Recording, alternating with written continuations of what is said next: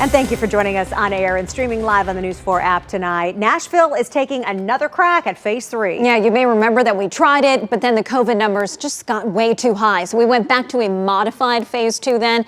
Well, the big news is now for live music venues like the Grand Ole Opry.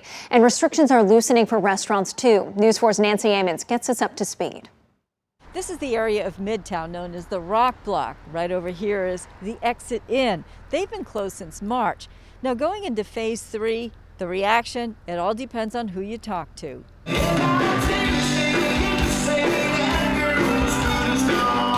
Starting October 1st, Nashville's restaurants will be able to open with 100 customers per floor, an additional 100 at an outside location like a patio or a rooftop.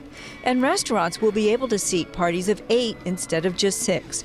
That's all new for Phase 3. We are reopening as quickly as safe capacity happens. And the big news, the Grand Ole Opry reopens. 500 people max, 30% capacity. And other live music venues can do the same with a permit from Metro. But for some small clubs, opening at 30% doesn't make sense. The Exit Inn has been closed since March. They won't reopen yet.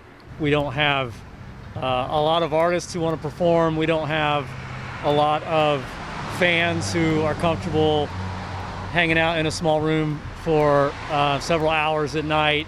And more importantly, we lose less money staying closed than we do being open at 30%. On Lower Broad, Acme will open for the first time on October 1st. Tom Morales tells me they will open as a restaurant, taking reservations. I talked to Steve Smith. He owns some of the biggest clubs downtown like Kid Rock and Tootsie's. He tells me the Phase 3 doesn't affect his business a whole lot because he recently changed his venues to restaurant licenses. Nancy Amons, News 4, Nashville.